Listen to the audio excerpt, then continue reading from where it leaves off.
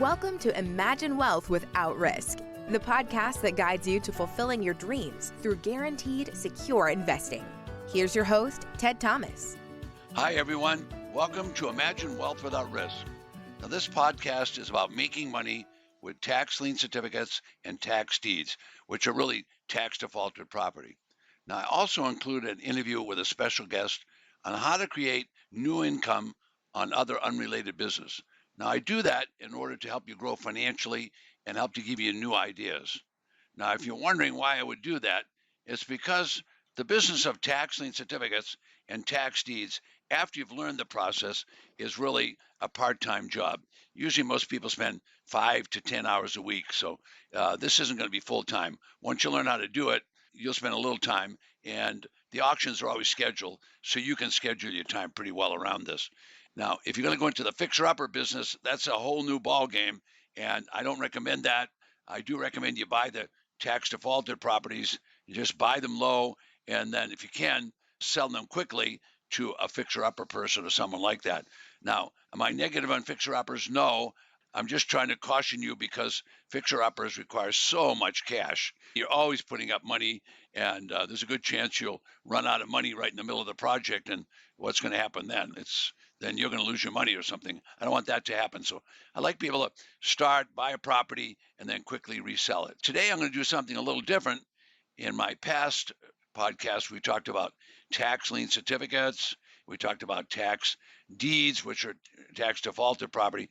Today, I'm going to talk about redeemable tax deeds. Now, let me say that again. Redeemable tax deeds, which they sell in Georgia and Texas, and I'll tell you about the different states that do that. But right now, let's narrow it down to Georgia because this is unusual. So these states don't do what tax lien states do, but they pay pretty nice rates of return. For example, Georgia is a redeemable tax state. So that means you go to the auction, visualize yourself there, you're raising your hand, you're buying a tax deed. Now, a tax deed, as you remember, that's the conveyance device between the county transferring the property to you as an individual. So you're buying a tax deed, however, it's redeemable. Oh my goodness, this is a whole new ballgame, right? Now, they do the same thing in Texas, which I won't cover right now, but you're getting the idea. So right now, let's just do Georgia. So Georgia has a redeemable deed. So you buy it.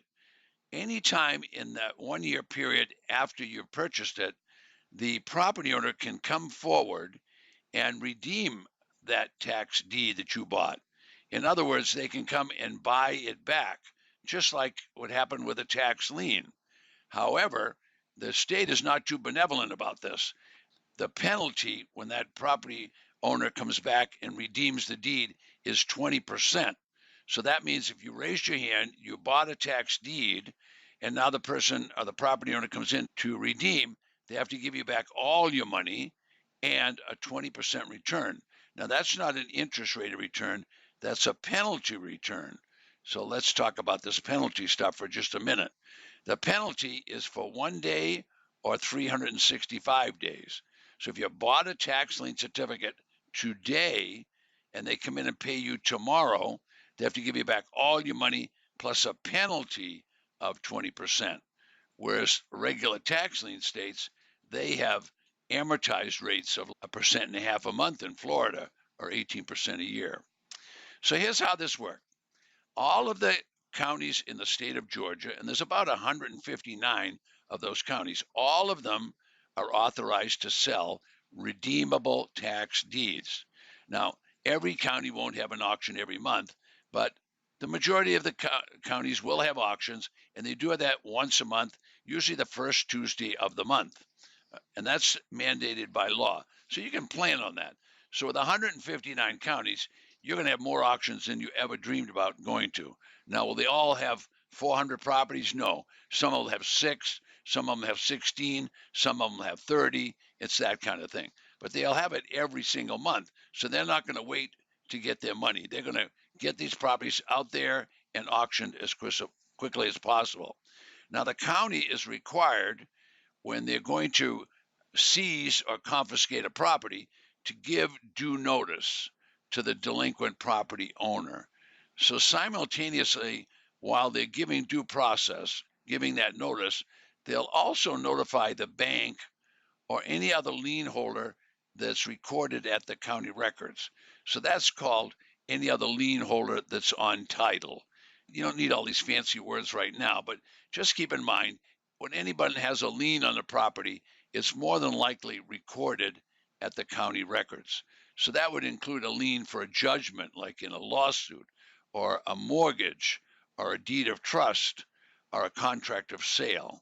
Now, those liens are recorded at the county records, okay? Some people say they're filed at the county records. Okay, so continuing, the county will have a process. And the process simply is give notice to the homeowner and give notice to anybody that's on title that they're going to confiscate the property. Now, they'll do that by sending written notices. They'll also put that in the newspaper, and of course, they'll publish that on a website. So the newspaper would be called the legal newspaper. Now, I don't know what the legal newspaper is going to be. It could be any number of papers that bid to get that status. So it might be a big newspaper, it might be a small one, it might be multiple. But you could ask at the county and say, what's the legal newspaper?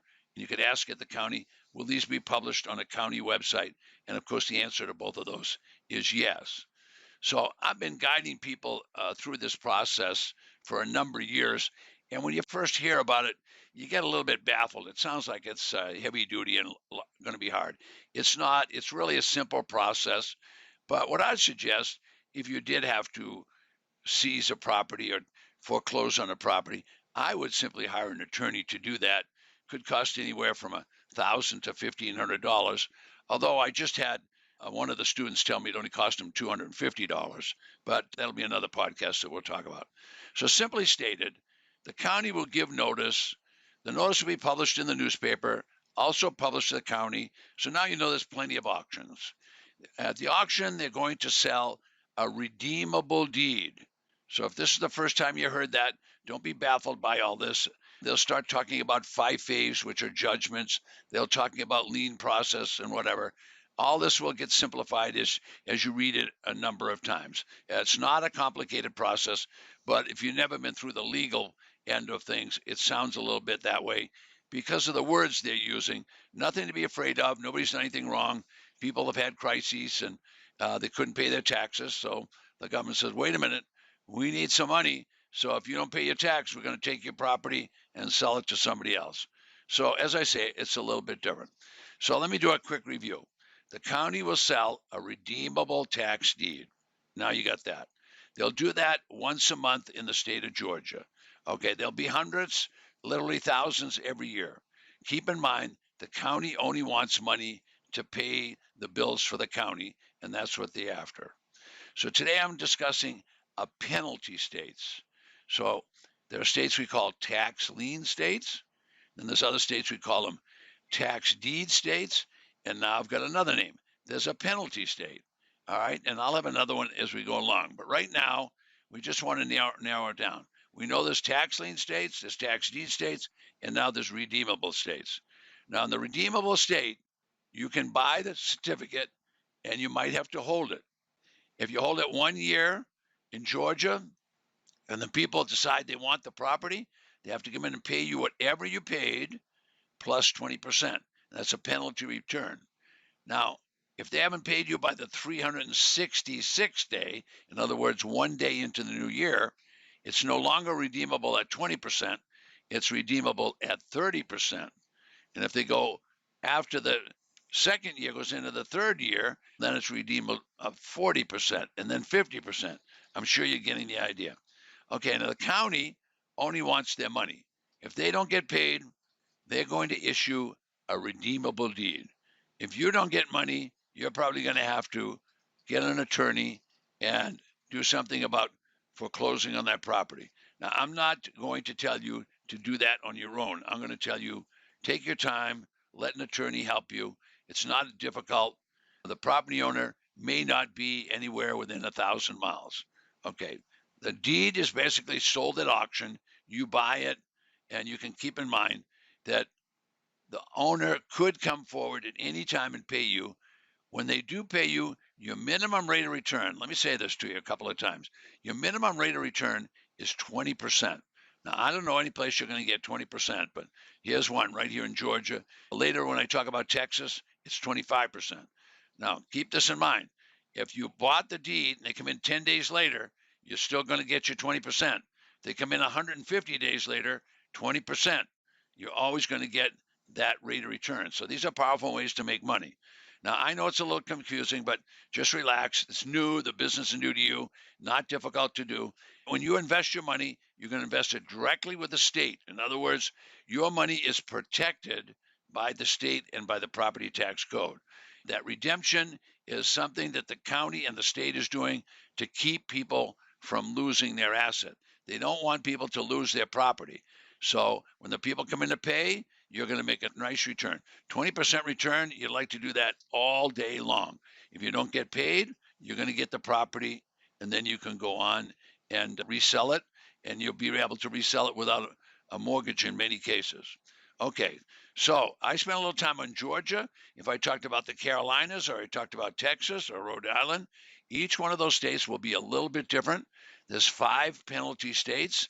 The big ones for doing this are Texas and Georgia. So that's something you'll want to start thinking about in your portfolio. First year is 20%. Second year, you make 30% and 40% the year after. All other states are not paying penalties. They're going to pay amortized rates of return. So Georgia's unique, Texas unique, Rhode Island's unique, Ohio's unique, and so is Indiana. So I started this all back in 1989, and this has certainly become sophisticated since then. In those days, and I'm not bragging, believe me, at that point in time, we had to drive to the county, and then we had to go to the treasurer's office. And when we got there, we had to request a tax lien list or a tax defaulted list or a redeemable property list. And we had to go through all that. And they might have to print it for us because not a lot of people did that. But then after we got the list, then we proceeded into the county records room and the map room, and we would look the properties up. And then once we looked them up and we had the property identification numbers, then we would start looking up the property in the files and find out if there were any liens on the property, whatever. And so that took us some time, not only just to get to the county, but to go through all these different offices. Now, with the computer systems we have, we not only can teach you to do that online, we can give the learning systems online. So I have learning systems. I call them distance learning. For example, my intensive business growth system, and we teach people how to buy property online, and we teach them how to do all this research online. So you're getting the idea. This is pretty healthy business and a way for you to make money. Now, fortunately for you, the counties have become organized, and they're used to people requesting this information online. I can tell you stories, I won't today, about treasurers that actually retired on the job. And I'm not making a joke. For example, in Douglas County, Nebraska, something happened with the treasurer, I don't know what, but they didn't auction any properties for 5 or 7 years. And then finally, the Board of Commissioners found out there was properties all over the county that they hadn't confiscated and resold that were deteriorating, and nobody was paying taxes. When taxpayers find out that others aren't paying taxes, I can tell you they get pretty darn cranky. Those properties all had to be sold at fire sale prices. They had the same situation in Jacksonville, Florida, and they ended up with 8,000 properties or a number like that that were not being taxed and were not being resold. And when the new treasurer was voted in, thank goodness, she sold those properties for 5 cents on the dollar. So all kinds of weird things happen, and you'll hear me say it in my 3-day workshops. You're entering the world of the weird. And sometimes when I explain these things, people say, "Are you crazy?" I'm not. And so now you've learned another new way to make money. So we've learned about tax lien certificates. We've learned about tax deeds. Now we've talked about redeemable deeds. So we're getting step by step through this process. I hope you learned a lot on this particular session. And if you have questions, you just remember, go to info@tedthomas.com, info@tedthomas.com, and I answer those questions every morning. So you'll always have an answer in 24 to 48 hours. Okay, I'm Ted Thomas. Welcome aboard. We're glad to have you. Hi, everyone. I'm glad you're on the call today. What I haven't had a chance to do is introduce you to Coach Crystal, and she's not only an expert at tax liens and tax deeds, but she's got a lot of business experience. And from time to time, she actually helps us out and takes a class through one of the events that we do. We do what we call buying tours, where we actually go and students get to buy at the auction and so on. And Crystal's one of the people that guides people through that over 2 or 3 days. So I don't want to take any of her thunder away. Crystal, welcome to the call. Thank you, Ted. Oh, good. Now tell us a little bit about you, and it's okay to brag a little bit because my people all want to know about all the people that work in our organization. Even Lance, who's in the background doing technical, he's going to be on a call like this, and Kim's going to be calling. We're going to have everybody on a call so customers get to know who we are and what have you. And this is a podcast that I do once a week, and you and I are only about 15 or 20 minutes of the podcast. The rest of it's experts from all around the world. But we start each time with me going blah, blah, blah, a little bit about tax liens and deeds. But I want to make sure that I've showcased every one of our coaches. And you've been an important part of what I've been doing now for, I'm going to say 10 years or more. Please don't say much more than 10 because I'm getting old. Anyway, so tell us about you. Ted, I'm going to say something else first, and then I'll answer your question. Okay. You mentioned the buying tours. Yes. And I have to tell you, and I think I have told you this and others in the office and talked to the coaches about this, but I've done several buying tours. And I've got to tell you the difference between the first one that we did and the last one that I did was a difference of night and day. It is amazing how much or how well prepared the clients attending those tours are when they arrive. The first one we did, everybody was just still learning and starting at the beginning. Right. But the last one I did, it was amazing. Before we even started the buying tour, people had done research on properties. They had their list. They had viewed properties. And it was amazing because what it allowed us to do is skip some of the rudimentary things. And only because there were people that were all at that level. It's just how it worked out. But I was so impressed because you have so many different opportunities for people to learn. Right. And the buying tours, it was just amazing. So we got to take a little trip down to the county records because one of the things the clients had said, here's what we're concerned about. I said, okay, if everybody's good with that, here's what we'll do. Right. So they were really happy about that. And it was a lot of fun, and it really helped them. They were so much more advanced. So I think that tells you that the training's doing well. Yeah, well, that business that they have to come to class before they go on the buying tour really made the difference. So, yeah, I'm glad to hear you report that back to me. Okay, tell me about you and tell everybody about you because some of the people that haven't had a chance to have coaching with you don't know who you are, and I want to make sure they do know who you are. Who am I? I live in Northern California, and I'm a small town girl. I'm a native Californian. My husband's a native Washingtonian. The first 14 years we were married, we lived in Washington State. Then, as I say, when I came home and brought him along with me, I remember overhearing him tell one of his friends in Bellevue, Washington, that, yeah, we live in a small town. And then he said, and we don't even live in town. Because we live out in the country, and that's by choice. Good. That's exactly where I want to live. I grew up with an employee mentality, and I've worked in a variety of different industries and type jobs, but primarily administrative type skills and details. Yeah, that's part of it. That's just part of the mentality. Got that from my mom. And then when we moved to California, I got a job at a small mid-sized publishing company. And I worked there for a while, and I it was the administrative assistant to the CFO, the chief financial officer. And she said, we're going to get an integrated accounting and information system, and I'd like you to set it up for us. I'm going, okay, don't know anything about it, but let's give it a shot. And basically, I put my life on hold for a year. It took a whole year. Wow. And then my boss, the CFO, had gone on to other things, and I had a new boss. And one Friday, he wanted to talk to me, and he said that you don't need to come in on Monday. Oh. And I said, really, that's okay, because I had worked so much time that I had comp time. I said, I just took some time off, I'm really okay. I can come in on Monday. He says, no, you don't understand. You don't need to come in at all. I said, oh. And I was shocked. I had never been fired or laid off from a job. Oh. And I knew the company was having challenges. They were having financial challenges. After all, I did accounts receivable and accounts payable. I knew what was going on. And I was just amazed and more than a little irritated, because I had just put my whole life on hold for a year, working horrifically long hours. All right, so let me review, because I'm impressed with what you just said, really impressed, because I didn't know this story, and how long have we been together? Please don't say more than 10 years. But anyway. Well, slightly more Yes. than 10 years. Slightly more, okay. So I didn't even know that story after all this time. So I'm delighted that you shared it with me, and I'll share it with the clients that are on the podcast.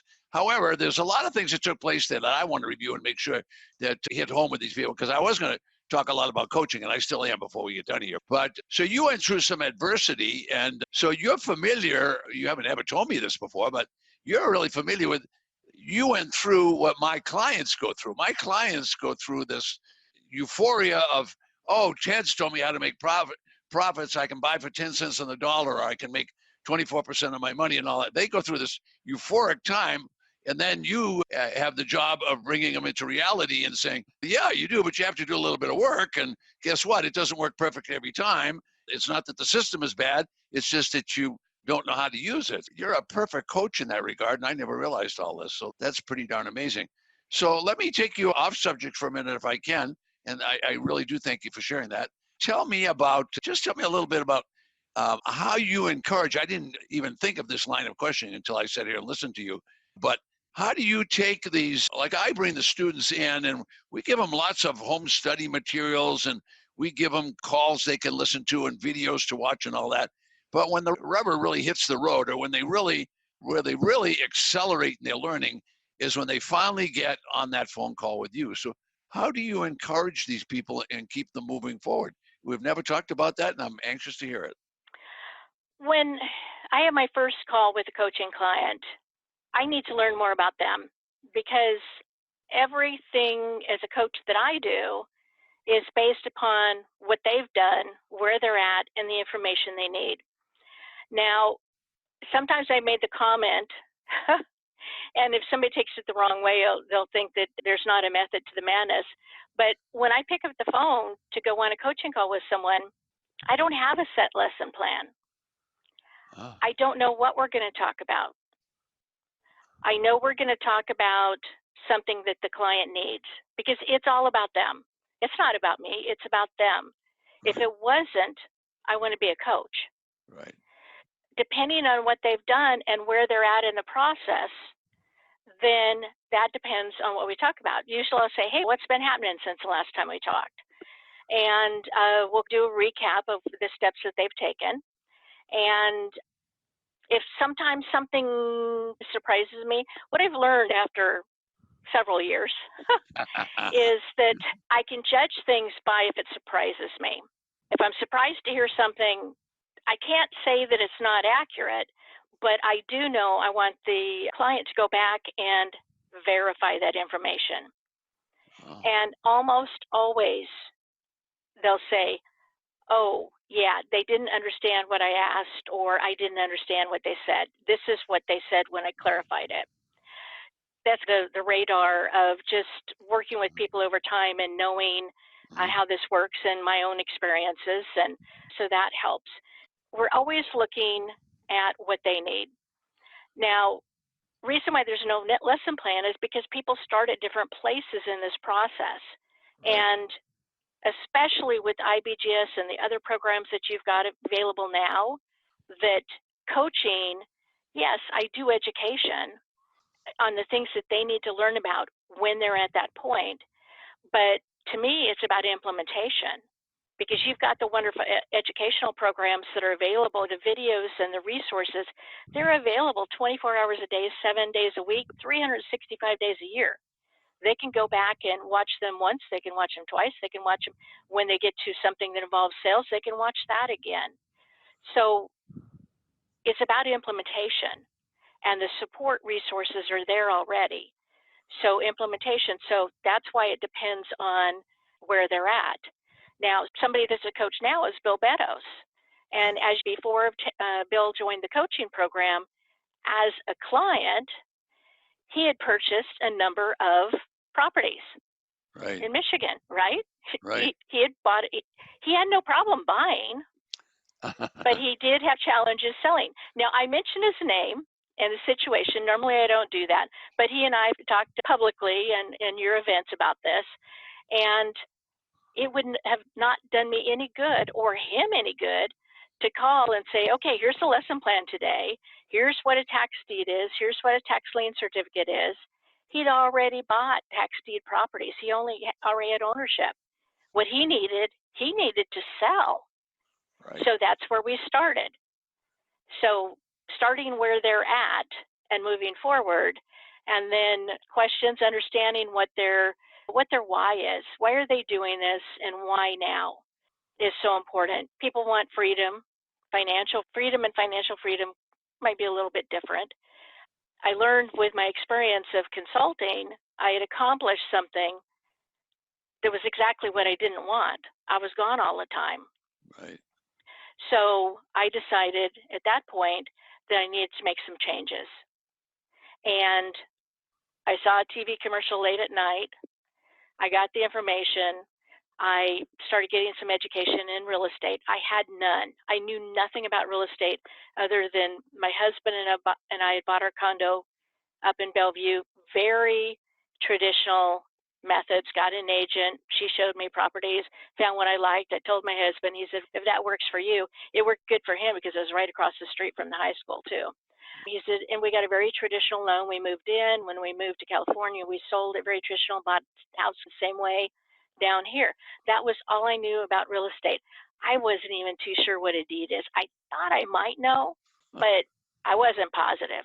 I knew nothing about real estate terminology, had no real estate experience. I didn't even know that something other than buying very traditionally in retail type situations, I didn't even know they existed. So I have some clients that start out that way. So that's where we start. And you've got some wonderful resources that they can review that really helps with that. But Bill, we started talking about selling. One thing I want to comment on earlier, you said there's some work involved. Yeah. Is it easy? There's some work involved. Is it really difficult? No, I don't think so. Because, Ted, you've got a process that people can follow along. You've got the support materials for them. You've got the resources.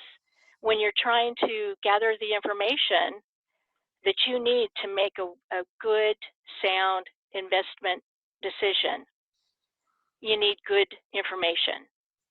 And your materials teach people how to find that information. And then coaches can lead them to the information. And even if it means here's the challenge, here's what we need to know, here's who you call, and when you call them, ask them these questions. And if they say this, then you ask them this question. If they say something else, ask them a different question. Yeah. And then they get the information that they need, and then we talk about it. Yep, that sounds good. Okay, that's what we wanted to know. It's still on the list. It's still a good choice. Hi, this is Linda. Have you checked out the show notes yet? It gives you the nitty-gritty of each episode, provides links to our guest websites, and sometimes you can find bonus items that our guest provides for our listeners. Go to tedthomaspodcast.com to listen to more episodes, and don't forget to check out the show notes. Hi, everyone. It's Ted, and I'm back, and I'm going to introduce you to two people now that I'm not only very proud of, but I'm very excited for you because you're going to learn a lot about tax lien certificates in the next few minutes. Now, as I said on the first part of the podcast, the two individuals we're going to talk about are Drew and his wife, Recia, and they do this together, and they're a team, and I'm not going to steal any of their thunder, But I'm going to start out with a question that's unusual because I want to make this as believable as possible. So Drew and Recia, before I actually even introduce you and what great people you are and how well you've done, I want to ask you this question. Did you really buy a tax certificate for $11,000 and it had a property attached to it that was worth $180,000 and the people did not redeem the tax certificate? That's correct. Correct. Yes. Now say that again, because my audience is driving in a car and they're not believing it. Yeah. So imagine being the owner of a tax lien certificate where no one has taken action and no one has actually redeemed. They haven't come forward and paid. Yeah. So what do you do with this thing? You're waiting on the predictable, certain, and secure investment. But if you own the lien certificate, you've got to do something with it. Right. And what we decided to do was not worry about how the process is done, but we found someone that was a capable who, and they went through and did everything by the book that was supposed to be done. And we waited and we paid and we waited and we paid. And eventually there was a court date hearing where I was like, oh my goodness, can I actually go attend this thing? And the lawyer said, yeah, sure, come along, sit in the back, keep quiet. And was able to get to see the whole process go down and the decision get made. And I said, wow. And you ended up with this property, is that right? You ended up with the property? All right, now hold on, because I got to do an introduction. I haven't done that yet. Okay, but the answer is you actually ended up with a property valued at $180,000. Okay, see, now I've got everybody that's driving the car over to the right lane. They're going to pay attention to me. Okay, because they're all listening. I want to keep them awake. All right, so everyone, let me tell you a little bit about Drew and Recia. Of course, they went to school. They're not childhood sweethearts, but close. And they have a handful of kids now. When I met them, they had 2. They're already up to 3. So if you hear a baby crying, you'll know why, because they work with the kids. Anyway, these are 2 people that took action. Now, here's what happens when you listen to a podcast. You hear all this great information. You go to seminars. You read about it. 99% of the people don't take action. The 2 of these people take action. They're such action takers. They already told you what they did, and I haven't even asked the question yet. All right, so here we go. So Drew and Recia, you guys bought this tax lien certificate. And tell us slowly what happened. Now, remember, you guys go at 90 miles an hour, and we got another 29 minutes on this podcast. Take your time. Good thing. Yeah, great.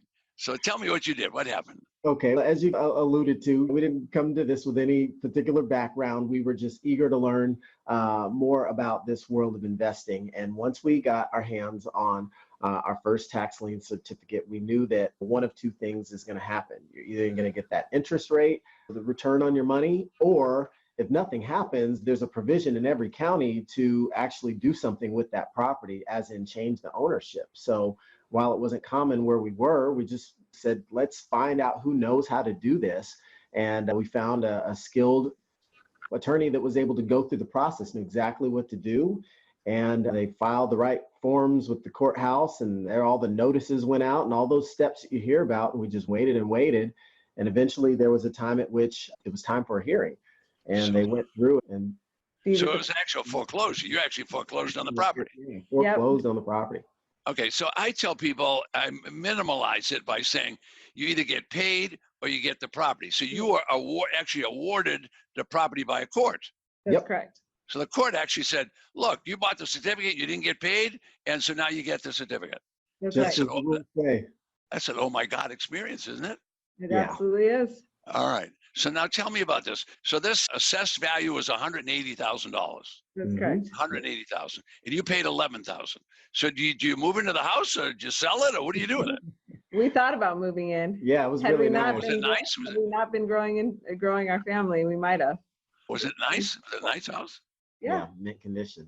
And you describe it to us, because we're just driving a car now. Sure. This property was a luxury condominium. It was in a gated community in a growing, stable area of town. This whole place was thriving. They were actually building brand new condos, luxury condos in the same development. So the prices and the values of it were just going up and up. It was definitely a winner that we got, and everything was inside. It was beautiful. It was not damaged in any way. There were stainless steel appliances. Everything was there. It's turnkey. Wow. So you could just walk up to the door and unlock it, and it was yours. Yeah, bust the lock out, or because we didn't have the keys. But open the door and it was ours. Wow, that's amazing. Okay, so is this process, first of all, you buy in tax certificates, 90% or no, 99% of the people buy them, and the people come in and pay the tax. Most people pay their tax, they don't lose it. And so these people, unfortunately, they didn't respond, so they lost the property. And is this a long process? I didn't think to ask you before the podcast started, but what state did you do this in? This was in Arizona. Yeah. Okay, so you do that in Arizona. If I remember right, trying to think back what I wrote in my book, but isn't that about 3 years before you can foreclose? Yep. Yep. So it takes a little while, and then Yep. you have to pay the taxes all those years, right? Yep. Okay, so you pay the taxes, and then you're like me. I guess I do now after all these years. I don't know how to do a foreclosure either. So I'd call an attorney, and then you have to go through a legal process, right? Yeah. Exactly. Okay, all right. So that doesn't sound too complex. And you have to go to 4 years of college for this, or what? No, if I'd have we did, we but did, but yeah, we had probably nothing would to have do been with it. fine with 4 years of high school, to be honest with you. Yep. This is Really? So here's the question: is this a scalable business? Absolutely. Yeah. Tell me about that. How would you scale it? Can you Well, do a can lot of them? You can buy as many tax lien certificates as you want. You can buy as many, if you were in a different state, you can go after tax defaulted properties, but you can go after as many of these tax lien certificates as you can handle. And all of them, you're either guaranteed a return on it, so your money is going to make money, or you get the property. So even if 99% of the tax lien certificates get paid off and get redeemed, you're still making a good, healthy return on your money, way healthier than you're going to get in many other investments. Plus, it's secured. Mm-hmm. And then in the 1%, you're going to hit these home runs when you get the property, and it's going to have 180,000 in equity or 169,000 in equity. So you had 169,000 in equity. Oh my Yeah. God. Wow. So I'm always telling my clients, and you guys are making me look bad now. I'm always taking my clients and say, look, I'm speaking at this conference. I want you to know this is not a get rich quick scheme. And now how nobody's going to believe me anymore. You guys have 169,000 in equity. That's 5 years pay for the average family. Yeah, Right. it Yeah. is. Wow. Yeah, it's a game Wow. changer. That's pretty amazing. Okay. Now tell us the real nitty gritty now, because everybody's visualizing that you had to break the door down, but you Yeah. changed the lock. I already heard you say Yeah. that. Change the lock.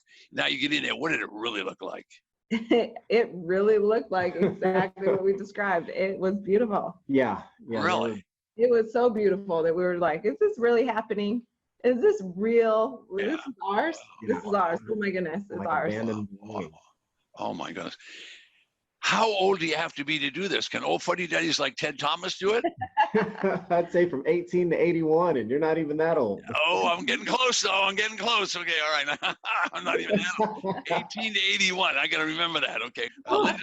Linda's recording this for the podcast, so that's great. There you 18. go. All right. So all those old fuddy duddies that can still drive can do this, right? Yes, right. yes. Good business for old people. They could do that. Okay. All right. Now you guys are pretty young. Give me a little of your background and stuff like that. You guys go to Duke University? Are you Harvard grads or what are you? I'm a Wildcat down here in Arizona. Bear down. Oh, are you? All right, good. Okay, so you're a wild guy. Okay, and what did you do before? Did you have to have? Yeah, what I'm really going to lead to here is: does this take a lot of real estate experience? No, some of the least actually, because you're trying to study information and find opportunities to be able to get a safe, predictable return. So a lot of it is just researching what the opportunity is that's available. These counties have an auction and they bid off these liens, and the lists are available, and you just go research and pick out what you want. It's like you're going shopping, and if you're the winner, guess what? You're in line to get that return or get the property. Wow. All right, so this is sounding pretty exciting. So the average guy can do this. Yes. Yeah. Okay. So when you're doing researching, what does that mean, researching? Does that mean driving around your car or what? So in some instances it is, because if you're going to be doing tax defaulted properties, you are going to want to drive out to the properties and understand exactly what you're bidding on, because you're going after the deed. And in the liens, you still need to know what you're bidding on. So you still need to do your research to understand the type of parcel it is, the size of parcel, the value of the parcel. Is there any structures on it or not? What the total amount of taxes owed. It's not just that tax year that's owed. Usually it's a lot of other years of back taxes. So you do need to still do your research on it and figure out that it is a property that you're going to want eventually, because like you said earlier, you have to wait in Arizona, you have to wait 3 years before you can even foreclose on it. So you just want to take that into account when you're doing your research. Okay, that was a nice explanation. Years ago, when I had black hair in those days, I used to take people to the auction in Phoenix. Okay. And don't tell me what county you go to, because I don't want people to compete wherever you guys do it. But anyway, what I would do is I would take the whole class there, and the class thought they would just pick up the newspaper and just choose a whole bunch of these and buy it. I said, no, you can't do that. You have to look at the property ID number, right? Yep. Okay. Now, do they call it a property ID number in Arizona? What do they call it? PN, assessor parcel number. A test assessor parcel number. Okay, so they look at that, and then they could go in the computer and actually look. In some cases, they could see the property. Could you see the property before you bought the certificate? Yes. Okay, but if you couldn't see it in the computer, could you go look at it? Exactly. Or they could have gone to Google Maps or the GIS mapping system or something like that. Mhm. So you did that on each one. Now, how many did you look at before you got this one? 10, 100? Oh my 50? gosh, the amount of tax liens in Arizona that are available are tens of thousands. Yeah, when you Oh, go yeah. down, So you there's have a to narrow book it you can look down. through. Yeah, there's a lot you can go through. So there's a lot of leads. So is that I use the word abundance. Is there Yes. plenty for everybody? Yes. Yep. So everybody on my podcast could actually go to Arizona, and there would be plenty for everybody. Yes. Exactly. Absolutely. All right. So now the key then is what? The key is to do this research. Is that right? Yeah. Okay. Can you give us, without telling us what you actually did? I don't want your secrets, but I do want your secrets. So tell us what you did so we get it. I'd say it's like a common sense approach that one might consider taking. You have an idea of what you're looking for, right? So if you're looking at just maybe an entry level property, you're going to think with some common sense things in mind. A low level entry property that's maybe sub 100K or sub 50K is not going to be a lot of taxes on it to begin with. So you're going to be searching that portion of a list that you get from your county. Conversely, if you're saying, hey, maybe I want to look at this in a more abundant fashion and say, just because properties on the lower end of the scale price wise don't get their taxes paid, I would be willing to assume and believe that there's properties on the higher end of the scale that also don't get their taxes paid. Right. And we see it all the time. It's the world of the weird. So we were more of the type that said, let's find out what's more attractive and see if you can't find a diamond in the rough. So let's see, if I remember Phoenix, I used to have a home at the Biltmore. You guys know what that is, I'm sure. And what we would do is say to all our clients, if you got the money, buy tax certificates in Scottsdale, because that was all the nice ones. Okay. But most of my clients ended up over in West Phoenix, over on Dunlap and past 19th Avenue. Because they were buying the bread and butter deals, right? So because they didn't have enough money. So if you have enough money, buy a tax certificate in Scottsdale, no worries, because you're going to get a $500,000 or $700 or $1 million house or something over there, right? Exactly. Yeah, and here's the secret we'd be willing to give away. When you learn your county, what they generally have is there's a science behind those codes. So a lot of times you can look at the code, and if you have a legend or some sort of hack to figure that out, by just reading the code and seeing that beginning 3 digits of the parcel number, you get a chance to get a feel for, this is Scottsdale, this is the West Valley, this is downtown. And so you can quickly reduce your search time by just narrowing it down to the groups or blocks of parcel numbers that are going to interest you. So weed out some of the stuff that doesn't even make sense to turn your head, and then that kind of cuts down on the research time. Okay, now I know, but I want to hear you say it. The county doesn't hide any of this information, do they? No, not at all. They don't hide it. You can essentially break down any market, and there's a coding system based on the APN. And once you understand what maybe those 3 digits are at the beginning, or it might be a different number of digits in your town, those will generally map to either a pocket of town or a type of parcel. It might be land, it might be commercial and have a certain code. But once you learn the coding system, it's like the magic decoder ring, and that's a hack to fast track your ability to filter properties and search for what makes sense for you to research further. That's the difference between a 20-year-old explanation and an 80-year-old. Took me 6 months to write the book. This guy knows how to do it in a few minutes. All right, so what you've said, let me interpret it for the people driving the car, is all this information is available to everyone, and you just got off your rusty dusty and did something. That's right. Yep. Okay, so you didn't have to go to Harvard, you didn't have to go to Yale, and you're not 80 years old and a lot of wisdom. You just were doers. Is that what I've got here? That's right. Yep. It did take us going to a special 3-day workshop that gave us some extra. Oh, yeah, okay. That's my workshop helped out. But you got the idea. Thank you for the promo. That's really good. Okay, good. I appreciate that. All right, good. So this is really exciting. So you didn't make just a little bit of money. You made a lot of money by doing a lot of research and Right. having a lot of patience. Right. And you must have some chutzpah, as my friends in New York would say. Chutzpah meaning you've got a little testosterone running through your blood, so you took some action. Yeah, and it made something happen. Okay.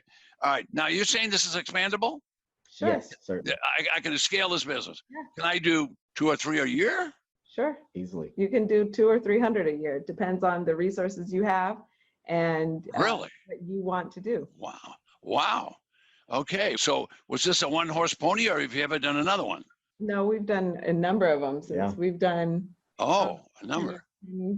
tax Well, liens and a couple If you make tax 150 grand, you don't have to do too many, but are they all 150 grand or where is it? No, certainly not. Some of them do redeem, and that's the benefit. I mean, you're still getting that 10, 12%, or even if it's 6%, you're still getting the interest back plus Yeah. your principal, which Wow. allows you the abundant mentality to go back and swing the bat again, get back at it, and roll those profits to be able to do either bigger deals or higher volume of deals. That's right. Okay. All right. So do I have to do this in 10 communities or just 1 or 2? What do you think?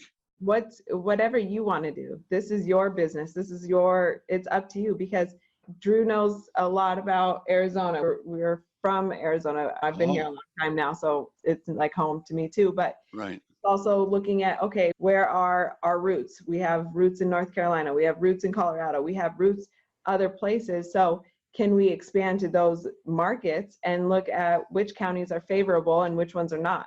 For instance, we did not go into Boulder County in Colorado because it's not favorable as far as what our exit strategy is. Okay. So you can do your Can you research. tell me a little bit about that? Just a couple of sound bites? Sure. In Colorado, they do a different bidding system. And so you actually are paying higher than Oh, yes. you're paying higher than what the tax lien is for. And then the highest bidder can get the tax lien certificate. Unfortunately, the return on them are very low. They're maybe Yes, 1%, yes. something Yeah. like that, because you're actually overbidding. Yes. Yeah. Matter of fact, just to plus what you said, which was absolutely right. I interviewed the treasurer in Littleton, Colorado, if you know what that is. And that was the one that had that bad history in the high school. But anyway, interviewed the treasurer there a number of years ago. And that's the only state I tell people to avoid because people can overbid. They can pay more than the tax lien's even worth. And then if the people come in and pay their taxes, then they're really in trouble because if people only pay their taxes, they don't pay the overbid. You can actually lose money on a tax certificate in the state of Colorado. So I tell my clients, and I write that in my book a lot, they should be careful there. So interesting that you picked that up right away. So Colorado would be a place to not do this. So do it in a tax. What about a state like Florida? Could they do it in Florida? Oh, All day, because there are lots of tax certificates here. The month of May is coming up, and we have 1 million certificates available in May. wow. 1 million. Yeah, we wouldn't have to buy too many of them. All right, so take me on a little tour of another one. And what I'm going to do in my podcast notes, the audience doesn't know this, so I'll tell them right now. Drew and Recia were kind enough to come onto my 3-day event. They came on video, actually, not video, but we did a Zoom interview with them, and they actually took us on a tour of the 2 properties that one of which we've already talked about, and hopefully they'll talk about the other. We actually took a tour, and Recia held up her cell phone, and we went through the house. And one's a great house, and the other one's, well, not so good. But how did you do on that second one? Now, you bought a second one. Can we talk about that a little? Sure. Okay. My listeners are going to have in my podcast notes the ability to go and watch your video that you did at my class. So I hope you don't mind us sharing with them. No. Okay. Tell us about it, number 2. On the second one, this was a lower end property. We were into it about 11,000, which is funny that we find properties that we're into them all in about 11,000. And this one was worth about 80,000. Okay. It was a tax lien certificate. It's in the state of Arizona. We did the foreclosure and were awarded the property. And in this instance, the previous owner of the property was over leveraged on it. And so that's why they just let it go. They had signed off their desire to have any interest in the property. And then also the banks that had the loans on the property also signed waivers saying that they had no interest in it. So we were awarded the property. Oh. And that was a pretty fast process. That was even faster because we had all the parties involved signing papers. You're sort of an educated buyer at this time, aren't you? Yeah. You've already been through that foreclosure? Yep. Yeah. It felt easier because we knew the questions to ask or things to look for. We knew the timeline. Nice. So this one, when we got there and we were awarded the property, when we got there, it definitely needed work. It was a rehab project for sure. But the air conditioner was still there. It was still a cosmetic rehab. Yep. It wasn't. Good bones.